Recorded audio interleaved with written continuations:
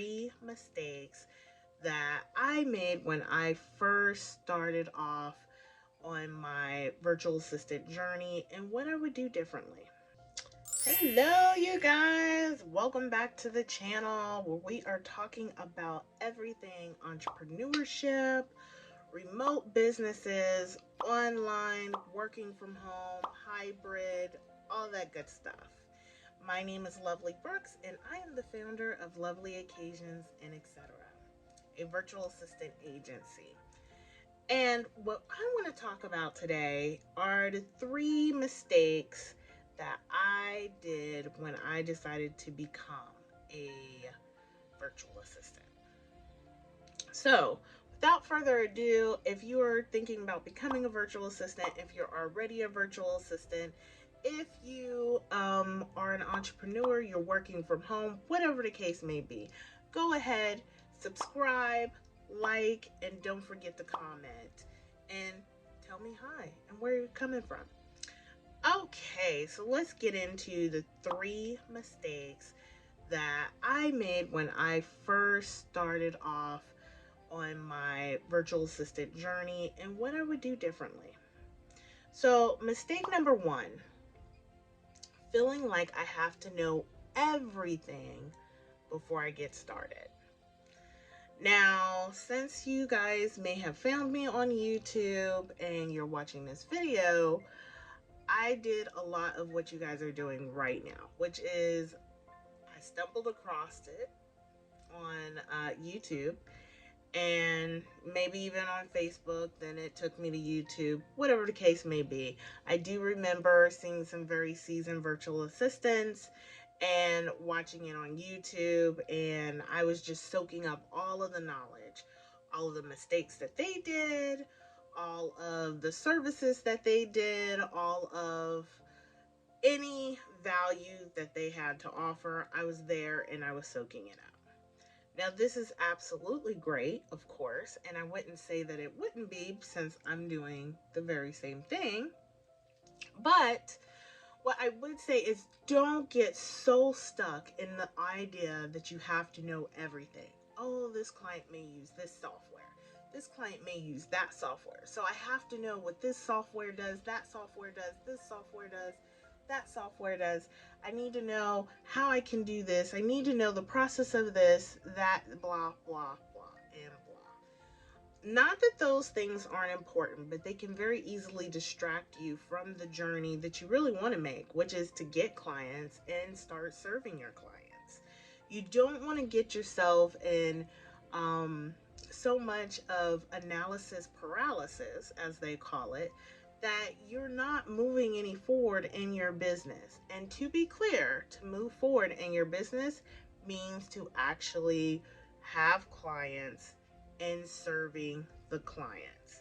Because otherwise, you just have a hobby. If you're not bringing money in, this is a hobby. So we don't want that. We want a business. We want to start making money. We want to start being able to be sustainable, where this could be something either we have in addition to a 9-to-5 or other job, or we can get rid of that 9-to-5 altogether. Well, you're making it harder if you feel like you have to know everything. The great thing about being a virtual assistant is you get to monetize whatever skills you already have. So let's just say that you were a secretary. You already know how to answer calls. You already know how to make appointments. Maybe you travel a lot, so you already know how to find and research information to make a great trip.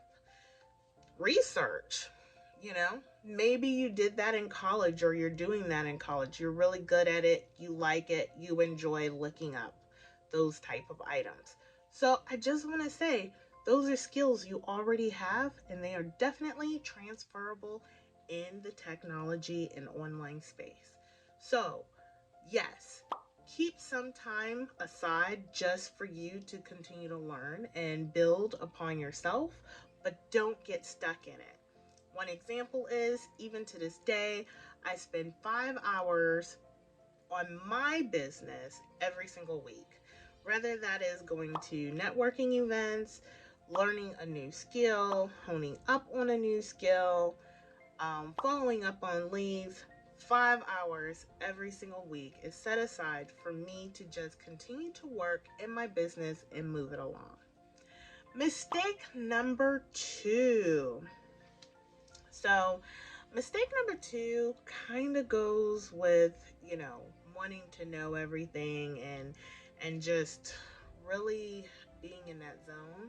Mistake number two would be I did not get a mentor right away. You are always worth the investment. A mentor completely changed everything for me. Everything. That's actually when I started getting clients. I was a virtual assistant for about 3 or 4 months before I found a mentor that I felt like I was really in sync with and would help me out. And I will say she was also just very persistent. And I was like, okay, I guess I will give it a try. So I did. And at the end of our first 3 months working together, I was completely booked out and was even starting to look at hiring a team.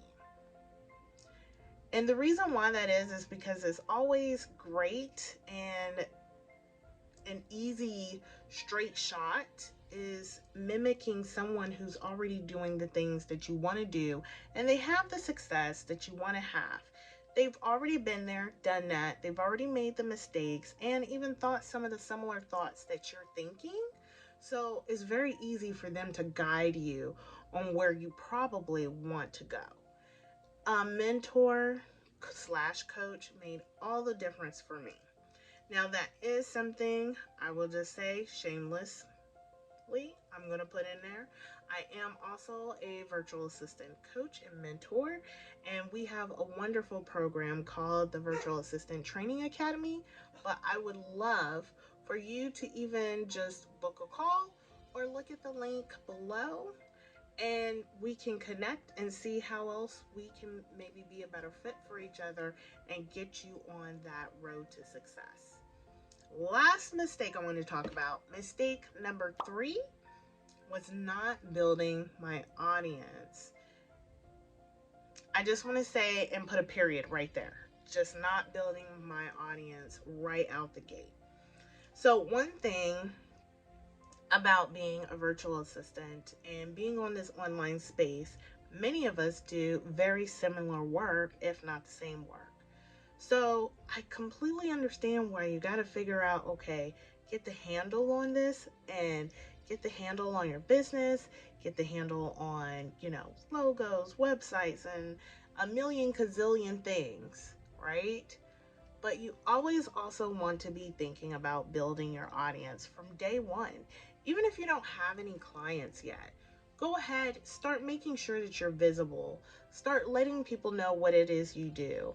Start putting yourself out there. Go to those networking events. Make sure that you are always pushing yourself every day to say, hey, my name is so-and-so and I am a virtual assistant and this is what I do. And this is how I can help you. Make sure you're getting good practice of that and you're telling people all the time.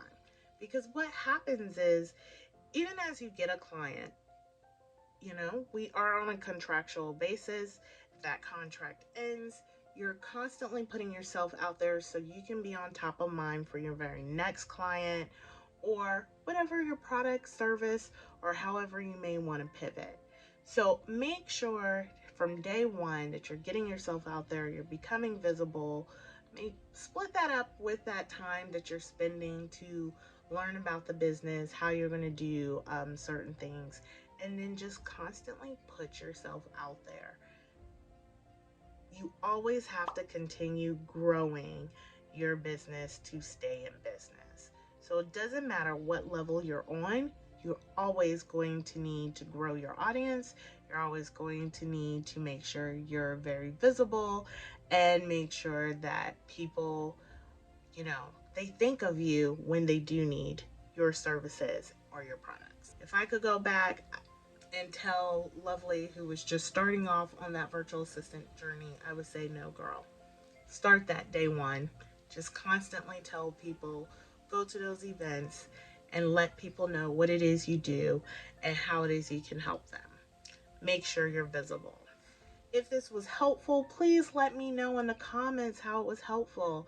If you're a virtual assistant and you're on a journey, make sure that you also let me know what mistakes would you go back and you would say, hey, guys, I would do this differently. Put that down below. This is a community where we're all trying to help each other out. So make sure that you share that information. Till next time, I will see you guys later.